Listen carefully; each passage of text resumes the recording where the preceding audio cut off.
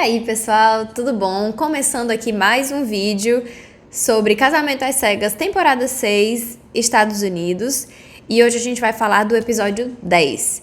Se você é novo aqui no canal, assiste aí, vê se você gosta. Se gostar, se inscreve. E aqui tem vídeo também sobre os episódios anteriores dessa temporada de Casamento às Cegas. Então, vai lá ver. Se curtir, se inscreve e deixa o joinha aí. E vamos começar. A gente começa esse episódio com o Jeremy, depois de todo aquele rebuliço com a Laura, que acompanhou a localização dele pelo Apple Watch. A gente vê agora o Jeremy contando meias verdades pra mãe dele sobre ter ficado até 5 horas da manhã conversando com a Sarah Ann. E mesmo só sabendo o lado dele da história, a mãe dele falou: tem sorte que não fui eu aí, porque tu não teria passado nem da porta, eu estaria lá esperando pra olhar pra tua cara e não deixar nem tu passar da porta. Muito bem, mãe. Não alise este macho. Daí Chelsea e Jimmy vão pra uma churrascaria conhecer os pais dele. Pelo jeito que ele fala, eu não sei se eu acredito nele ou se eu acredito em todos os 9 episódios que eu já assisti até agora. Porque ele fala tão seguro pra família dele que a Chelsea é tudo que ele vinha procurando que eu nem sei mais. Mas eu tenho uma dificuldade ainda de desapegar da ideia de que ele faz tudo para os outros perceberem ele como alguém que tá bem, que tá com tudo sob controle. Uma hora a irmã dele pergunta: casamento é um negócio difícil. O que é que faz vocês pensarem que vocês estão prontos, que vocês estão preparados para isso? Eles me veem com a cara de pau de responder que eles têm uma comunicação muito boa, que eles tiveram umas brigas, mas nada extremo. E a Chelsea fala: ai, não foram nem brigas, né? Acho que foram mais conversas. Amiga, não foi não. Mas assim, de verdade, realmente me preocupa se ela achar que esse nível de briga é uma discussão normal. O Jimmy mais uma vez faz aquele negócio que eu falei, que ele dá um belo discurso e fica olhando nos olhos das pessoas pra ver se elas estão acreditando. Mas assim, eu não vejo no corpo dele que o que ele tá falando sobre esse relacionamento é o que ele realmente sente. Ele deve ser um ótimo vendedor. Daí o Clay vai conhecer a mãe da AD e assim que ele chega, ela já fica do tanto que ela achou ele gato. Mas aí acho que a mãe já tá por dentro da história, de que ele tem medo, né, da história da infidelidade, da família dele, blá blá blá. E ela dá uns conselhos muito bons, assim, dizer que ficar dizendo pra si mesmo que vai falhar, que não vai dar certo, e que vai fazer bobagem, que vai estragar as coisas, é um tipo de autossabotagem. Você não tem que ficar olhando o que seus pais fizeram ou outras pessoas fizeram. Você tem que ir lá e você tem que construir as suas coisas. E você que faz a sua própria vida e seus próprios caminhos, né? E que agora isso é uma oportunidade deles fazerem diferente do que os pais deles fizeram. Eles fazerem melhor coisas que eles acham que os pais não fizeram direito. E aqui as duas tentam bastante, assim, fazer uma lavagem cerebral do bem nele, pra ele tentar enxergar todas as outras partes de um casamento, as partes boas, em vez de ele ficar simplesmente focando na parte da infidelidade ali. Gostei muito dessa mãe. Mais um belo exemplar de mãe desse programa. E eu achei muito fofa aí de agradecer a presença da mãe e tal. Gente, esses momentos são muito importantes. Por mais assim que os pais achem que, tipo, que merda que tu tá fazendo, indo pra um programa e casando com uma pessoa. E menos de 90 dias, porque o programa 90 Dias pra Casar, inclusive, eu comecei a assistir agora, porque entrou no Max, né? Acho que tem 8, 9 temporadas lá. A primeira é tipo 2014. Mas eu quero ver tudo. 90 Dias pra Casar, quando surgiu, já era uma coisa, tipo, impensável. Que loucura. Que loucura você dar 3 meses pra alguém casar. Só que isso eram pessoas que se conheciam já, tipo, elas se falavam, se viam em vídeo, mas geralmente são pessoas de países diferentes e é 90 dias pra casar, porque do nada eu falando de outra série aqui, né? Porque com o visto pra casar dos Estados Unidos, parece que você tem 90 dias, literalmente 90 dias para casar. Você recebe esse visto, só que você só ganha mesmo o visto depois que você realmente casar. Se não, tipo, tchau e bênção, você volta lá pro seu país. Enfim, esse programa já era um absurdo, as pessoas achavam já um absurdo, sendo que essas pessoas se conheciam antes, elas se falavam antes, passavam mais de anos se falando por vídeo, pelo computador e tal. E aí depois elas tinham que decidir em 90 dias. Aí me fazem um casamento às cegas em um mês. E mesmo assim tem os pais que vão lá e tipo, não, cara, tô aqui pra você. Mesmo que eu acho que você esteja fazendo uma merda muito grande, tô aqui. Se der errado, tô aqui também. Isso é muito importante. Daí vemos nosso casal saudável, Amy e Johnny. A Amy leva o Johnny pra conhecer o pai dela. E o pai dela era uma pessoa que a gente já tinha ali um pouquinho de indício de que ele poderia não gostar da história, né? Poderia não gostar dele, poderia não gostar que ela ia se casar tão rápido. E que isso ia mudar a opinião dela. Aí o Johnny chega todo preparadinho com o discursinho dele sobre o trabalho dele, sobre a vida, sobre família, sobre as aspirações dele. Aquela história de que ele quer se aposentar cedo, né? E quem não quer? Aí, gente, o pai da Amy é muito fofo. Ele fala super bem dela, que ele lembra dela pequenininha, correndo pros braços dele, de mochilinha. Gente, eu chorei quando eu vi e eu não quero chorar de novo. Ele fala que ela é uma pessoa incrível, diz que ela é muito amada por muitas pessoas. E o que ele quer pra ela é que ela tenha alguém na vida dela que valorize ela tanto quanto ele acha que ela merece, o tanto que ele mesmo valoriza. Que esteja lá e que ele possa ficar tranquilo, que quando ele não estiver mais aqui, ela vai ter alguém assim. Oh, gente. Os pais dessa edição estão muito bons, eu amo, é uma coisa tão satisfatória pra mim ver assim, uma relação boa entre pais e filhos, saudável, sabe? Eu acho, parece que o mundo é bom. Aí o Johnny fala que a Amy é incrível, que o pai dela, né, fez um ótimo trabalho criando ela. A Amy diz pro pai que já parece que ela conhece o Johnny há anos, que eles se dão muito bem, eles se sentem muito confortáveis um com o outro, né? E é visível isso até pra gente. E que a relação deles parece muito certa e que ela viu muitos sinais de que é uma coisa boa. Aí o Johnny pergunta pro pai dela se ele pode ter a bênção dele pra casar com a filha dele. E a gente viu isso em outro teaser de episódios anteriores, e aí fizeram um grande suspense, né? Que a edição bota que ele falou outra coisa, não sei o quê, mas ele só dá uma respirada, mas diz que sim. Esse homem é muito fofo, gente. Recomendo ter um pai assim. Aí ele pega a mão dela e ele fala que independente das dificuldades, eles sempre vão estar lá pra ela. Gente, isso é muito lindo. Tu decidiu fazer esse negócio dessa história de se casar aí em um mês com um fulano que tu acabou de conhecer. Essas são minhas palavras, tá? E mesmo assim, eu estou aqui pra você.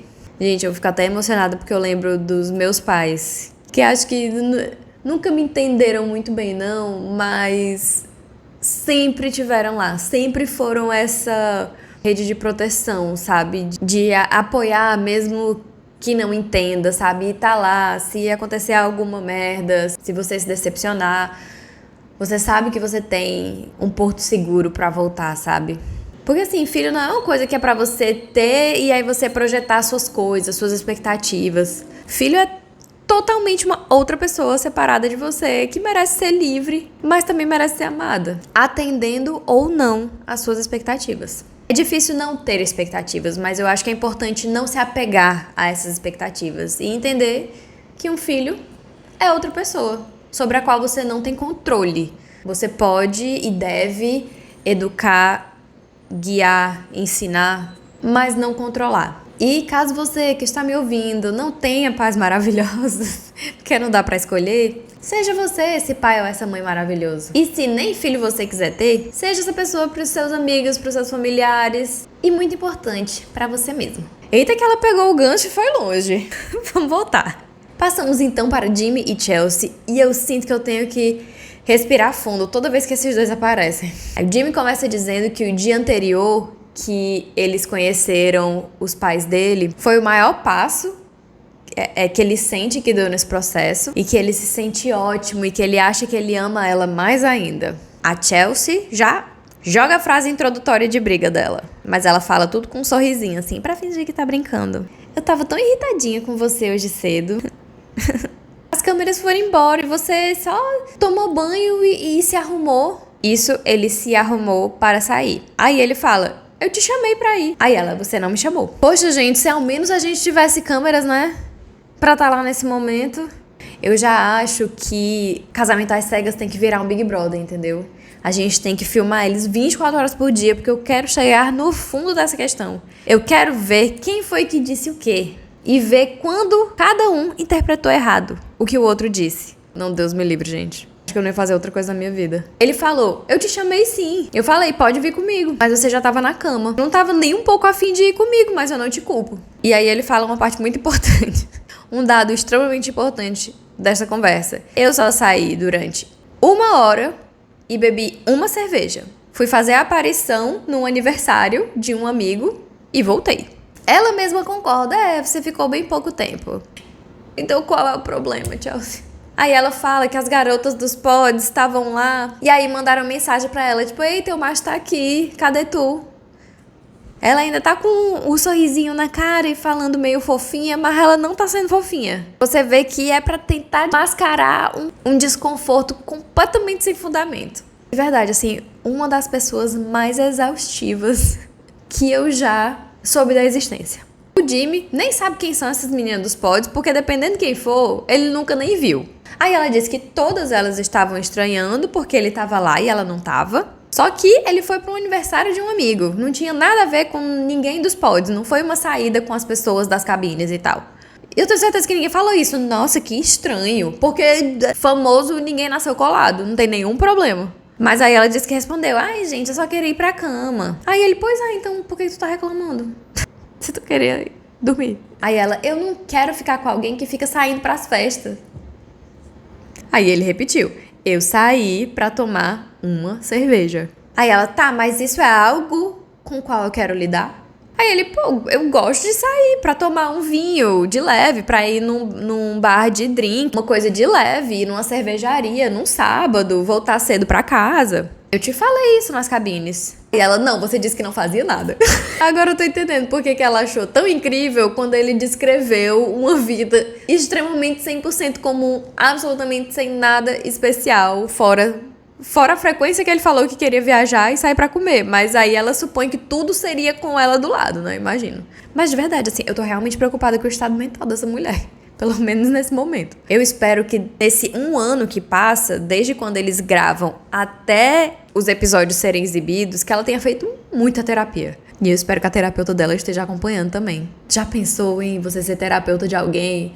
A pessoa faz parte de um reality e você vê. Tipo, mulher, não foi assim que tu me contou, não. Enfim, voltando pra briga. Aí ela pergunta, com quem você tava ontem à noite? Não, ela não pergunta assim. Ela pergunta, com quem você tava ontem à noite? O Jimmy não aguenta mais essa conversa, mas ela não terminou. Aí ela joga um monte de pergunta uma atrás da outra pra ele. Com quem você sai todos os dias? Onde você vai quando você não tá aqui? Pra onde você vai quando você trabalha? O cara trabalha em casa. Ele fala, aqui. Aí ela, sério, é mesmo. Zero, não tem nenhum argumento. Pra mim, nesse momento, ela tá muito crazy eyes, assim. A racionalidade parece que saiu. Deixou o olhar dela, assim, muito esquisito. Mas depois, ela comenta que tava bebendo, não sei o que, então acho que ela era meio bêbada mesmo. Aí o Jimmy pergunta pra ela se ela quer que ele dê uma segurada nessas saídas com as amigas dele. If you want to sign up with me, you have to sign up for all my friends too. It's a respect thing, babe. It's a I'll respect. take a step back from hanging out with girlfriends if that's what you want. You haven't asked me. Yes, I have, but you apparently haven't fucking listened. When? Tell me right now. You want me to take a step back? Of course I do, and Okay. I told you I'm that. not willing to take a step back.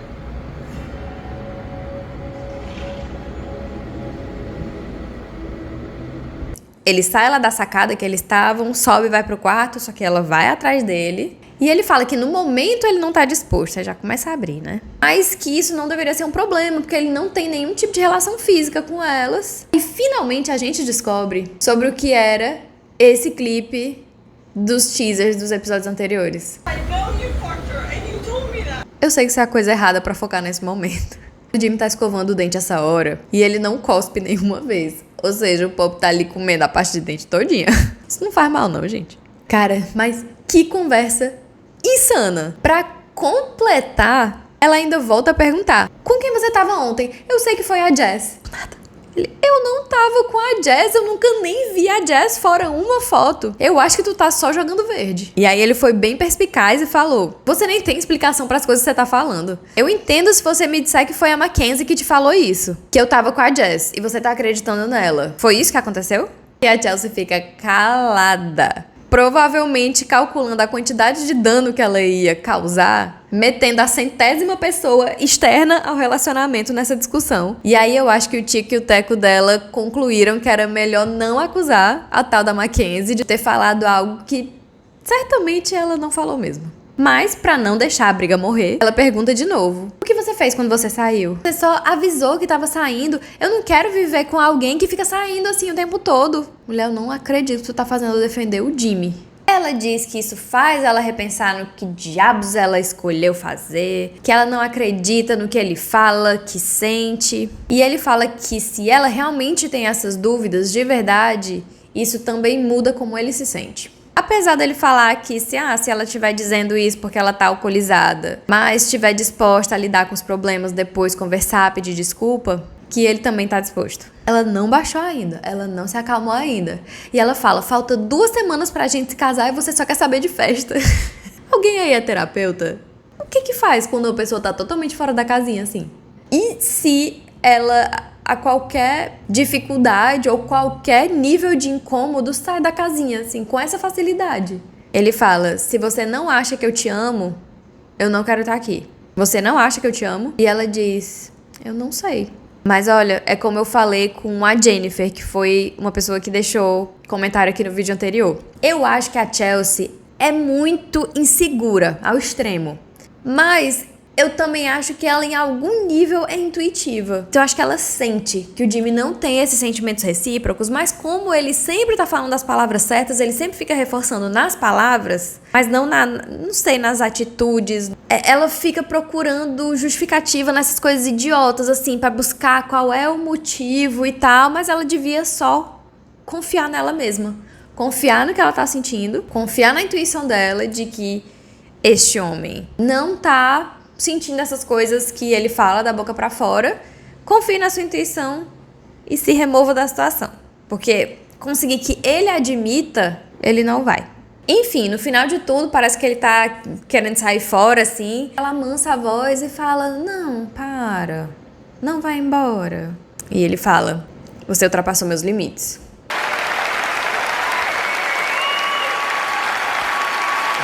Isso, meu filho. Limites. Como eu falei no outro vídeo, comunique seus limites. Por mais que eu não ache o Jimmy sincero nos sentimentos dele, eu ainda não vi ele ser insensato. Fora essa questão de levar adiante um relacionamento que eu não acho que ele quer estar. Finalmente, a gente sai desse engodo e vamos ver a AD e o Clay. Pouco tempo ali que a gente tá vendo eles em casa, aí ele fala que casamento é um negócio que é fácil de entrar, mas é difícil de sair. Que ele viu o pai dele trair a mãe dele direto, a partir do 7º ano de casamento. Ele não quer chegar nesse ponto de trair porque ele acha que é inaceitável. Aí Dee pergunta pra ele se ele acha que essa é uma das maiores preocupações dele, de que ele vai trair. Ele não responde essa pergunta, mas ele desvia o assunto, falando que viu outras temporadas do programa, se comparou com os caras que ele via que estavam prontos pra casar, como eles agiam, como eles sempre sabiam o que falar, e ele não se achava no mesmo nível daqueles caras. Ela diz que não se importa do que ele viu na TV, que não é aquilo que ela quer, que ela tá feliz com ele e ela não tem medo do futuro. Aí o Clay vem com uma conversinha estranha, perguntando por que essa data, por que esse cronograma do casamento, né? Precisa ditar todo o nosso relacionamento. Eu acho que quando chamaram o Clay pra participar do programa, acho que a conversa foi tipo assim: ei, tu quer aparecer na Netflix? Quero, pois assina aqui. Pronto, ótimo, tá dentro. Que é assim que o programa funciona, Clay. Isso aqui não é um namoro é cego caso a descrição física da sua parceira seja atraente pra você. This is not America's Next Top Best Friend. Aqui é casamento às cegas. Essa conversinha aí tá começando a me irritar. Tá sempre muito incerto. Tá me parecendo que ele de vez em quando para pra pensar assim: nossa, mas tem tanta mulher no mundo pra transar ainda, né? Definitivamente, quem tá com a cabeça nisso não tá pronto pra casar. A AD conversa com ele aqui e deixa claro, aparentemente, que ela tá ok com sim ou um não no altar, que se for um não, ela consegue se recuperar.